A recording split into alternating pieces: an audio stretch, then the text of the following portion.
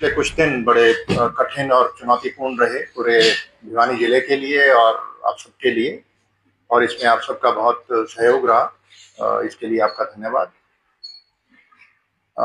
इस दौरान हमने एक बहुत ही प्रॉमिसिंग यंग बिटिया को खो दिया।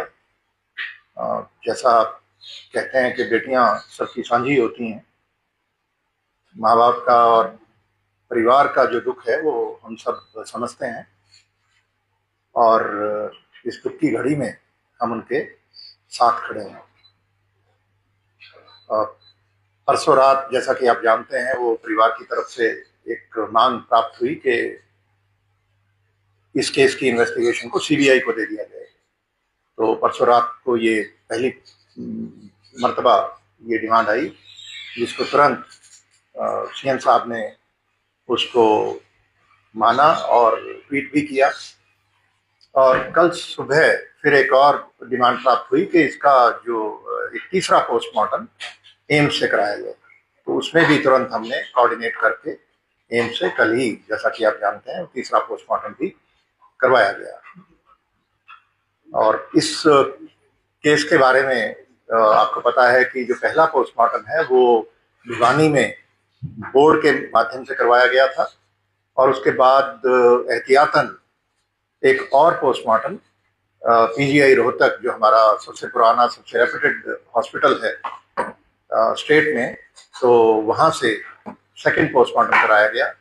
डॉक्टर्स ने कुछ सैंपल लिए और वो सैंपल्स से उन्होंने हिदायतें दी कि कुछ टेस्ट करवाए जाएं ताकि वो ओपिनियन अपनी दे सकें। वो सारे टेस्ट हमारी फॉरेंसिक साइंस लैब जो मधुबन में और रोहतक में है, राष्ट्रीय स्तर की लैब्स हैं, तो उनमें वो टेस्ट करवाए गए और सोमवार को कुछ रिपोर्ट्स प्राप्त हुई। उसके बाद पीजीआई रोहतक के डायरेक्टर ने एक बोर्ड ऑफ डॉक्टर्स, जो सीनियर डॉक्टर्स हैं, उनका एक बोर्ड बनाया और वो गठित करके वो सारी रिपोर्ट्स उनके सामने रखी गई और पोस्टमार्टम की दोनों रिपोर्ट्स के आधार पे उन्होंने अपनी ओपिनियन दी। और जैसा मैंने बताया कि हमारे, और हम सब जानते हैं कि पीजीआई रोहतक में हमारा सबसे पुराना सबसे रेप्यूटेड हॉस्पिटल है, बहुत काबिल डॉक्टर हैं और हमारी जो फॉरेंसिक साइंस लैब्स हैं वो भी राष्ट्रीय स्तर की हैं और अंतर्राष्ट्रीय मानकों के मुताबिक वो अपने सभी टेस्ट करते हैं।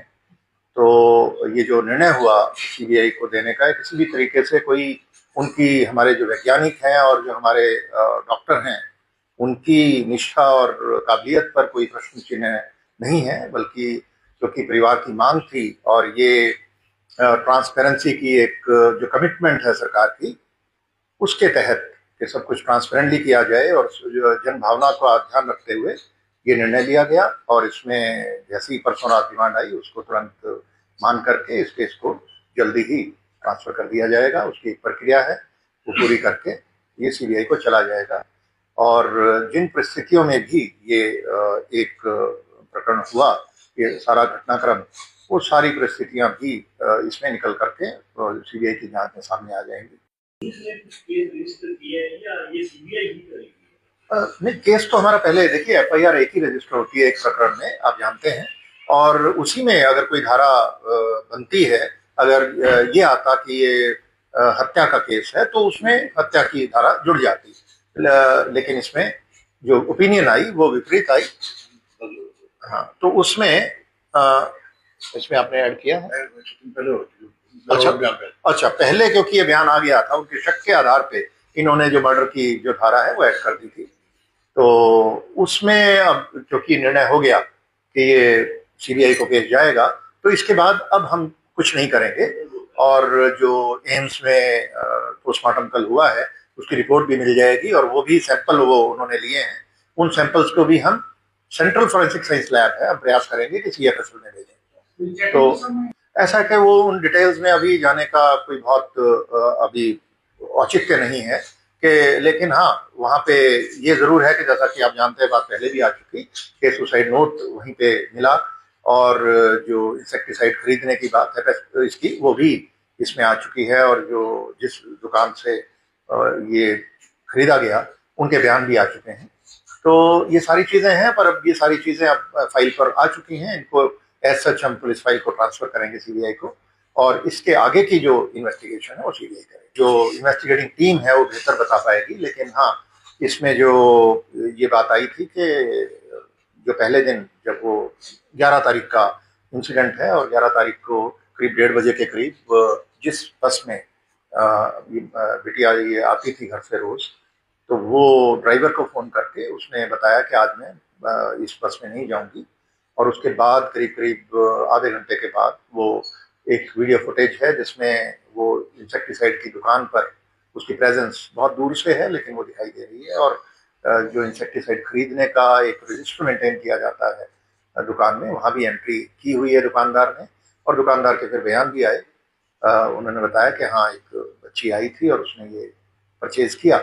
और उसके बाद की कोई उस एरिया में कोई सीसीटीवी कैमरे नहीं है, तो उसके बाद की कोई आई विटनेस अकाउंट हमारे पास नहीं है। और उसके बाद फिर जो 13 तारीख को जब बॉडी मिली और वहां पे जो सबसे पहले देखा उस खेत के एक मालिक है, उन्होंने एक लड़का रखा हुआ है अपने, उसने सबसे पहले देखा।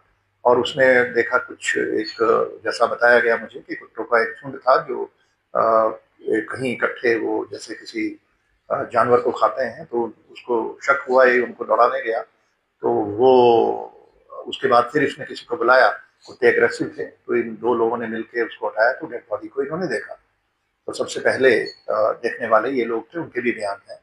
और उसके बाद से बॉडी को शिफ्ट किया गया, सीन ऑफ क्राइम की एग्जामिनेशन करा के और शिफ्ट करके जो पहला पोस्टमार्टम हुआ 13 को ही, उसकी जैसी रिपोर्ट आई उसके बाद परिवार संतुष्ट नहीं था, तो इसको रोहतक पीजीआई रोहतक के अंदर सेकंड पोस्टमार्टम का निर्णय तभी लिया गया और वहां पे भेज करके उस पोस्टमार्टम की पूरी वीडियोग्राफी भी करवाई गई।